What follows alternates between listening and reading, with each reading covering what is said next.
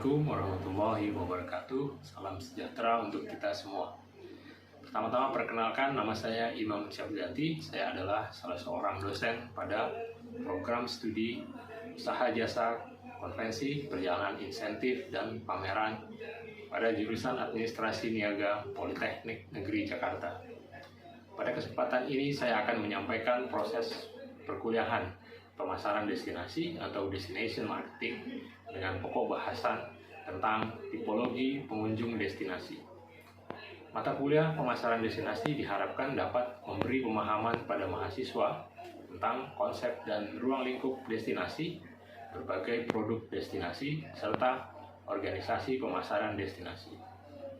Selain itu, capaian pembelajaran dari mata kuliah ini adalah mahasiswa diharapkan mampu membuat suatu perencanaan pemasaran atau marketing plan yang komprehensif dari sebuah destinasi.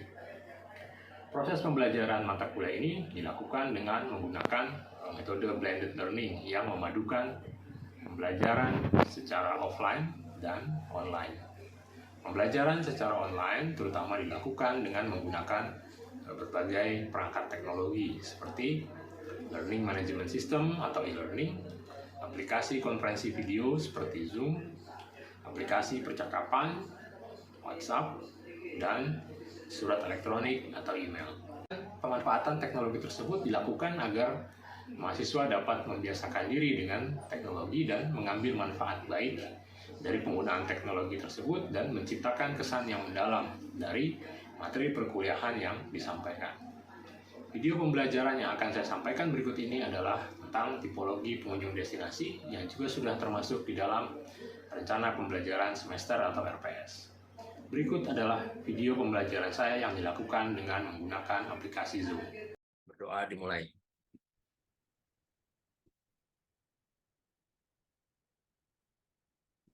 Selesai. Baik. Terima kasih. Hari ini kita akan masuk dalam bahasan baru ya, yang berkaitan dengan pemasaran destinasi, yaitu secara lebih spesifik membahas tentang tipologi travelers ya, atau tipologi pengunjung dalam destinasi. Dan di pertemuan sebelumnya kita sudah bahas produk-produk destinasi ya. Nah, saya kira untuk untuk mereview kembali gitu ya. Untuk mereview kembali saya akan minta Jian ya, apa yang dimaksud dengan aksesibilitas ya.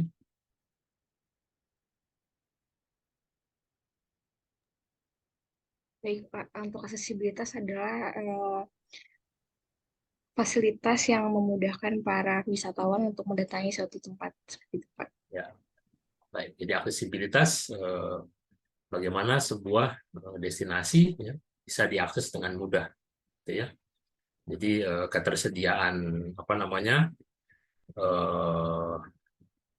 konektivitas ya, jalur transportasi apakah sulit atau mudah, gitu ya, untuk mencapai destinasi tersebut, gitu, ya.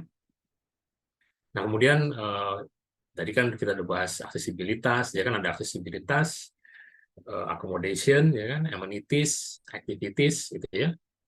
Nah kalau accommodation maksudnya apa? Daerah coba. Accommodation itu berkaitan dengan penginapan atau tempat tinggal yang ada di suatu destinasi tersebut Pak. Ya, baik, terima kasih. Jadi accommodation adalah berbagai aspek yang berkaitan dengan tempat tinggal gitu ya, atau hotel ya, yang tersedia di sebuah destinasi gitu ya. Karena sebuah destinasi dia harus mempunyai ya, hotel penginapan yang representatif ya. Jadi bukan hanya gampang diakses, mudah diakses, tapi dia juga harus punya akomodasi yang tentunya sesuai dengan standar orang yang berkunjung ke destinasi tersebut. Jadi kalau tujuannya untuk leisure dan untuk bisnis, ya dia harus memenuhi standar tersebut. Ya. Jadi bukan standar dari kita, gitu ya. tapi standar dari apa namanya, orang yang berkunjung. Nah, baik, saya akan apa namanya, sharing ya materi kita untuk hari ini. Ya, baik, apakah terlihat sharing screen-nya? Sudah, Pak. Terlihat, Pak. Ya. Ya, tadi ya. Nah, ini RPS kita ya. Jadi minggu lalu di pertemuan 3-4 kita belajar produk destinasi, menjelaskan konsep 5A. Nah, kemudian apa namanya? Kita hari ini membahas tentang tipologi pengunjung destinasi. Jadi tujuannya adalah nantinya Anda bisa menjelaskan siapa sebenarnya orang yang berkunjung ke sebuah destinasi. Dan kemudian selain menjelaskan juga Anda bisa membedakan gitu ya, orang-orang yang berkunjung ke sebuah destinasi. Ya. Pertama, saya ingin Anda melihat gitu ya, gambar ini, apakah terlihat?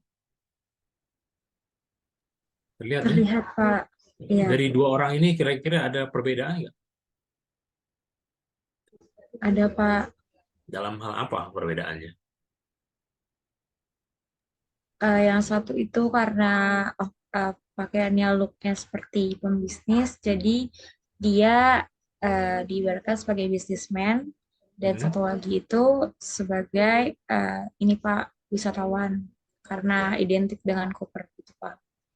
Ya, jadi ada perbedaan ya ternyata dalam apa namanya, orang-orang atau traveler yang berkunjung ke sebuah destinasi. Nah, secara umum kita bisa membagi atau membedakan tipologi traveler ini menjadi dua. Ya, jadi ada dua jenis traveler ya. Pertama yaitu orang yang berkunjung untuk keperluan leisure ya, atau leisure traveler, dan berkunjung ke destinasi untuk leisure travel tentunya. Dan yang kedua itu adalah apa namanya, business traveler, yang tentunya dia mengunjungi sebuah destinasi, datang ke destinasi untuk keperluan atau tujuan bisnis atau business purposes gitu, ya. Dan dari gambar ini sepertinya kita sudah bisa membedakan ya secara umum ya, secara sekilas tampak gitu ya, ternyata emang kayaknya berbeda gitu ya. Nah, di slide berikutnya kita akan coba melakukan pembedaan yang lebih spesifik lagi, yang lebih detail gitu ya, dari apa namanya, leisure travel dan business travel ya. Nah, pertama-tama kita akan melihat faktor apa yang membedakan antara leisure travel dan business travel. Ya. Pertama itu adalah yang membedakan adalah need to travel. Jadi yang dimaksud dengan need to travel itu adalah kenapa orang tersebut harus bepergian, gitu ya. Jadi bisa juga disebut sebagai motifnya, gitu ya. Kenapa sih dia harus berkunjung ke sebuah destinasi, gitu ya? Kenapa dia harus bepergian? Nah, dalam konteks yang leisure, gitu ya, orang-orang ini atau para traveler ini bepergian karena apa? Ya, karena ada annual holiday, ya. Jadi artinya apa? Ada liburan, gitu ya. Dan motifnya yaitu untuk mengunjungi keluarga, ya, visit with family and friends, ya, mengunjungi keluarga, kemudian mengunjungi teman-teman yang ada di sebuah destinasi, gitu ya, yang tinggal di destinasi tertentu, ya. Dan apa namanya, motif ini tentunya yang mendasari ya kenapa mereka harus bepergian, gitu ya. Nah, sementara kalau yang bisnis travel ya, seseorang harus bepergian, harus travel gitu ya, harus pergi ke sebuah destinasi. Tujuannya karena apa? Karena ditugaskan biasanya ya. Jadi ditugaskan atau untuk mencapai sebuah tujuan dari organisasi, dari perusahaan, ya, dari bisnis atau apapun itu. Dan tentunya bepergiannya juga dalam rangka untuk revenue generating ya, eh, menghasilkan pemasukan ya buat perusahaan, buat organisasi ya. Dan itu juga outcome ya. Outcome ini nggak harus selalu revenue sih ya, bisa macam-macam. Jadi ada singkatnya ada motif yang berbeda ya, kenapa orang bepergian untuk leisure dan kenapa orang bepergian untuk tujuan-tujuan bisnis gitu ya. Dan sebagai tambahan juga sebenarnya antara apa namanya, leisure traveler dan business traveler ini saling melengkapi gitu ya. Melengkapinya di mana? Leisure traveler itu biasanya ini disebut ya annual holidays ya. Annual holidays itu biasanya kapan itu waktunya ya? Annual holidays itu biasanya di apa, pertengahan tahun gitu ya. Di sekitar Juni, Juli atau Agustus ya, tergantung kepada apanya, organisasinya, atau tergantung kepada kalendernya gitu ya. Dan di akhir tahun biasanya ya, yaitu pergantian tahun dan perayaan Natal gitu ya. Itu ada 2 minggu mungkin libur di situ, dan setelah itu ada di pertengahan tahun. Leisure travel itu biasanya banyak di situ, di musim-musimnya dari situ ya. Tapi selebihnya siapa kan gitu ya, sementara dalam 1 tahun ada 12 bulan, sementara aktivitas leisure travel itu kan paling ya 3-4 bulan ya yang ramai. Sementara kalau nggak ada mereka, terus yang mengisi okupansi hotel siapa kan gitu ya, yang apa namanya, yang bepergian dengan moda transportasi baik itu pesawat terbang gitu, kereta api atau bis, siapa? Kosong gitu ya, nggak ada. Nah di sini kemudian apa, kekosongan tersebut diisi oleh business traveler ya, atau business travel yang biasanya, yang mana biasanya apa, event-event berkaitan dengan bisnis ya atau MICE ya, itu dilaksanakan pada bulan-bulan yang selain yang leisure tadi gitu ya. Jadi kalau peak season leisure itu ada di Juni, Juli, Agustus dan Desember, maka event MICE mungkin atau event bisnis itu nggak di situ, dia itu di bulan-bulan yang lain ya, di Februari, Maret, April, Mei gitu ya, atau September, Oktober, November, atau sampai awal Desember ya. Sehingga antara leisure travel dan business travel ini sebenarnya saling mengisi ya, saling melengkapi gitu ya. Nah itu yang pertama yang berkaitan dengan need to travel ya. Kemudian yang kedua ini adalah berkaitan dengan cara mereka membooking ya, akomodasi maupun transportasi gitu ya. Jadi how they book it ya, apa yang di booking ya, tentunya transportasi maupun akomodasi gitu ya. Gimana perbedaannya? Nah kalau untuk leisure travel gitu ya, biasanya ini apa, proses booking dilakukan secara individual, dilakukan sendiri, dan dia apa namanya, mencari lah gitu ya, mana harga yang menguntungkan buat dia gitu ya, mana tiket pesawat yang menguntungkan, apakah ada promo atau seperti apa gitu ya. Jadi mencari di maskapai yang berbeda-beda gitu kan, dan tentunya disesuaikan dengan kemampuan kantongnya ya. Dan tapi mencari yang dianggap bisa memberikan apa namanya, keuntungan gitu ya. Nah demikian juga dengan hotelnya ya. Hotelnya dicari juga yang seperti itu ya, mana hotel yang apa namanya, kira-kira bisa memberikan keuntungan gitu ya, kalau dilakukan booking secara sendiri dan dilakukan apa namanya, perbandingan harga ya, mana harga yang dianggap menguntungkan ya buat si apa namanya, si leisure traveler tadi ya. Nah sebaliknya untuk yang business travel atau business traveler ya, nggak bisa ya bookingnya secara sendiri-sendiri begitu. Biasanya dia dibatasi oleh apa? Oleh namanya company travel policy ya. Jadi kebijakan perjalanan perusahaan atau kebijakan perjalanan organisasi seperti itu. Apa ini maksudnya? Nah, maksudnya ini adalah adanya kebijakan-kebijakan tertentu dalam perjalanan dinas yang dimiliki oleh sebuah organisasi ya, baik apa namanya, organisasi swasta ataupun pemerintah misalnya ya. Yang paling gampang misalnya organisasi pemerintah. Organisasi pemerintah itu pegawai negeri ya atau ASN itu sekarang punya ya namanya travel policy. Misalnya kalau untuk pegawai golongan 3 ya, dia mau perjalanan dinas keluar kota atau keluar negeri, maka tiket pesawatnya range-nya harganya berapa, gitu, ya, nggak boleh lebih. Terus nginepnya harus di hotel bintang berapa, terus pagu anggarannya berapa, gitu, ya. Nah, dia terikat dengan itu, nggak bisa dia mesen sendiri. Oh, saya mau di hotel A, gitu kan, bintang 4 atau bintang 5. Sementara golongannya nggak memenuhi, gitu ya. Oh, nggak bisa. Ini kalau bintang 5 atau bisnis kelas di pesawat itu biasanya untuk pejabat eselon misalnya, gitu ya. Jadi ada ketentuan yang mengatur dan mengikat, ya. Jadi kalau misalnya saya sebagai ASN gitu mau bepergian atau mau perjalanan dinas keluar kota, saya terikat oleh aturan, ya, yang membatasi saya berkaitan dengan tadi gitu ya, transportasi, akomodasi dan lain-lain, ya. Nah, itu kalau PNS. Swasta juga begitu sebenarnya, ya.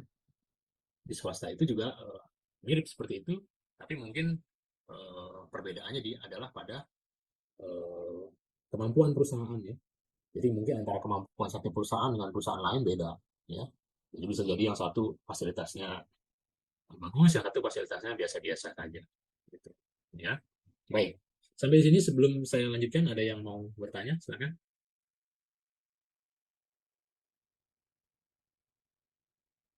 Izin bertanya, Pak.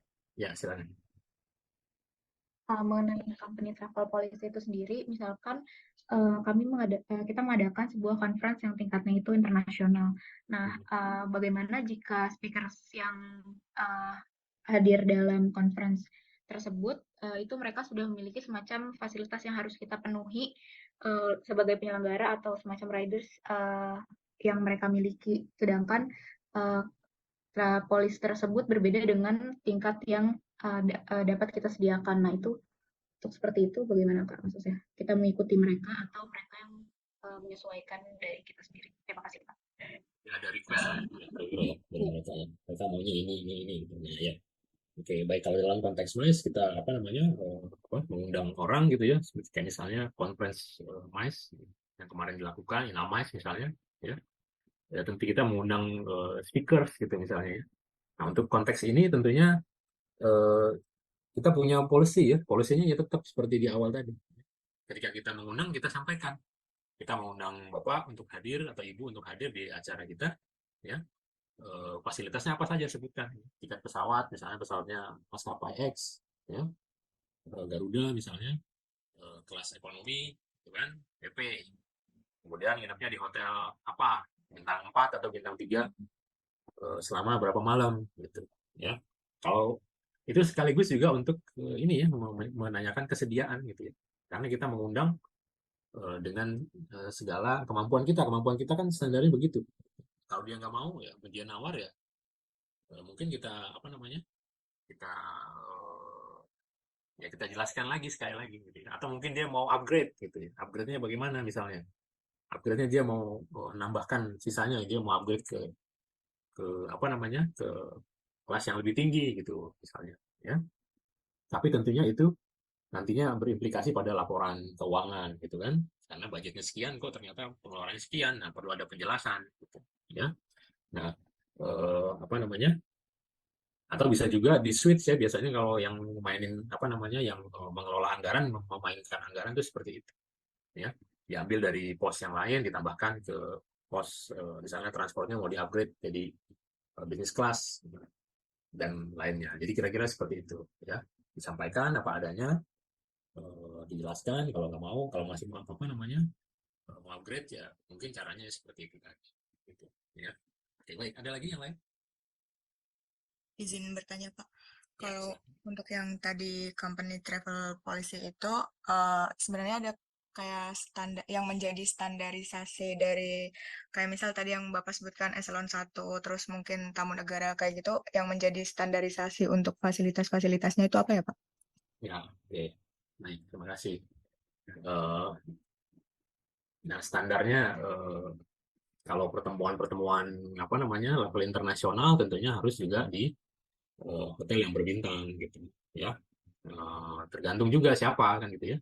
Kalau tamunya VVIP maka biasanya akomodasinya apanya juga hotelnya juga hotel yang berbintang, kemudian juga maskapainya juga yang first class. Demikian juga kalau kita mengirim orang gitu ya, misalnya direktur ya di kampus kita mau travel keluar gitu ya, jadi lihat dulu standar golongannya apa, kemudian jabatannya apa ya kan, terus eselonnya kalau ada eselonnya berapa gitu ya, dan dimungkinkan atau tidak untuk seperti itu ya. Nah, kalau konteksnya adalah MICE, misalnya kita bikin conference mengundang orang gitu ya, dan kita harus menanggung biaya perjalanan gitu ya, kemudian dan juga akomodasinya, yaitu tadi kita lihat siapa orangnya gitu ya, siapa orangnya. Kalau dia misalnya yang dapat fasilitas agak lebih itu kalau di pemerintahan ya, itu biasanya eh, pejabat ya gitu ya, itu boleh di kelas bisnis biasanya gitu ya. Tapi kalau masih level direktur kayaknya sih, kalau nggak salah saya masih kelas eh, ekonomi lah itu kayaknya gitu ya. Jadi nggak bisa itu kayaknya masuk ke kelas upgrade ke kelas bisnis gitu ya. Atau kalau kayak saya dosen biasa gitu, perjalanan dinas ya standarnya tadi udah jelas ya. Pesawatnya apa gitu kan, nilainya berapa, harga tiketnya gitu ya, dan tentunya nggak akan menyentuh itu tiketnya menyentuh level yang bisnis kelas tadi gitu. Kemudian juga dengan akomodasinya, nginepnya gitu ya. Oke, saya kira begitu ya. Oke, baik, kalau begitu kita lanjutkan ya. Nah, ini bagaimana cara mereka melakukan booking ya. Nah, kemudian yang membedakan berikutnya adalah dalam konteks pre-trip, jadi persiapan sebelum keberangkatan ya. Persiapan sebelum keberangkatan ini biasanya kalau kita mau, atau kalau orang yang mau jalan-jalan liburan gitu ya, itu counting down the days ya, itu mundur, udah nggak sabar gitu ya, terus mulai packing ya kan, packing secara bijaksana ya. Jadi wah, ini perlu nggak baju ini ya, nanti saya mau di pantai mau pakai baju yang ini, pakai baju yang ini, jadinya bawaannya banyak gitu ya. Nah, jadi pre-tripnya lebih kepada hal-hal yang seperti itu.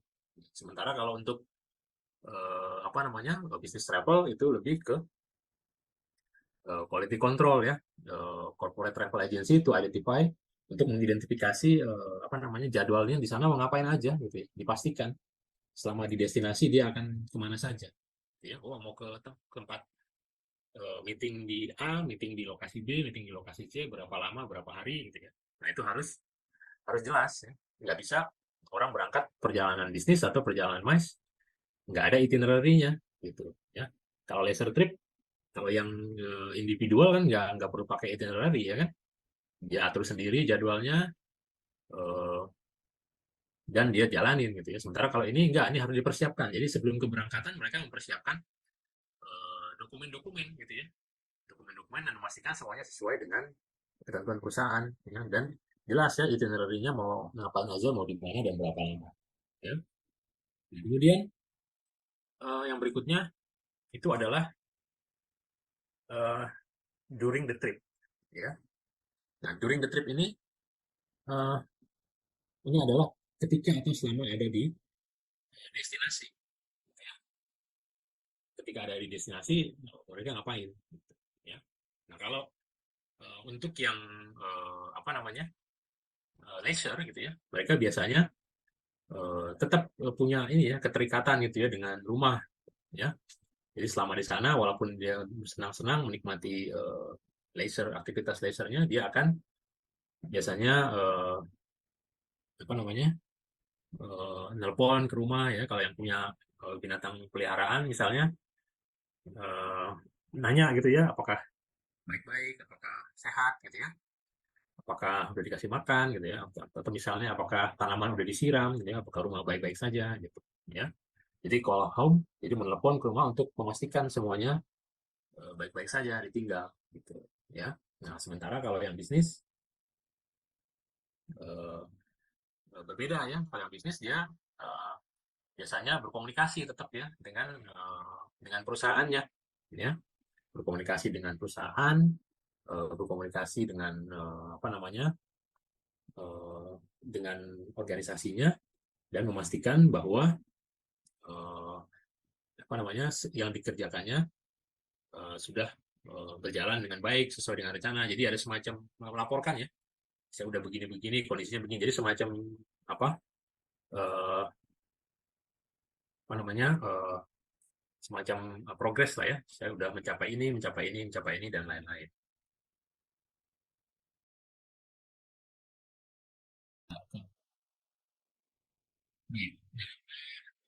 Itu during the trip ya perbedaannya. Kemudian yang berikutnya itu adalah eh, apa namanya post trip ya. Jadi setelah selesai perjalanan dilakukan, gitu ya. Nah, setelah perjalanan selesai dilakukan ya, kalau yang apa namanya, yang leisure ya, tentunya eh, ini ya, kalau sini disebut sharing photos and memories gitu ya. Jadi ada apa namanya, membagi lah kenangannya ya, share gitu ya, foto-fotonya selama beraktivitas di destinasi ya, kepada apa namanya, kepada orang lain melalui media sosial, melalui Facebook atau melalui Instagram gitu ya. Dan supaya orang bisa melihat. Walaupun sebenarnya aktivitas sharing fotos ini bukan hanya dilakukan ketika post trip ya, tapi juga bisa jadi dilakukan ketika during the trip. Ya. Jadi kan ada orang yang nggak sabar mungkin mau sharing pengalamannya, nggak, jadi nggak perlu nunggu 2-3 hari lah, begitu dia apa namanya, begitu dia lakukan langsung di sharing ke media sosial.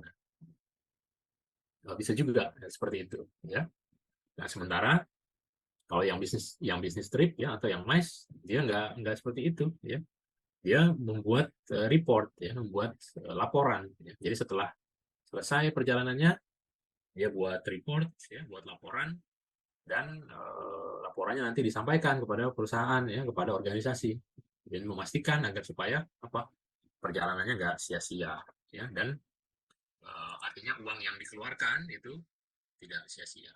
Yang terakhir ini adalah kesimpulan ya, bahwasanya leisure traveler atau leisure travel dan business traveler atau business travel itu berbeda dalam hal satu, alasan kenapa mereka harus bepergian atau alasan kenapa mereka harus traveling ya, motifnya berbeda. Kemudian yang kedua adalah berbeda dalam hal cara mereka membooking transportasi dan akomodasi yang diperlukan untuk di destinasi. Kemudian perbedaan dalam aktivitas prakeberangkatan, aktivitas selama di destinasi, dan aktivitas pasca keberangkatan. Nah, baik, saya kira demikian yang bisa saya sampaikan untuk kuliah kita hari ini. Dan jangan lupa nanti di pertemuan berikutnya kita akan bahas tentang segmentasi pasar dari leisure travel dan business travel. Demikian perkuliahan kita pada hari ini. Saya ucapkan terima kasih. Selamat siang, sampai jumpa pertemuan berikutnya.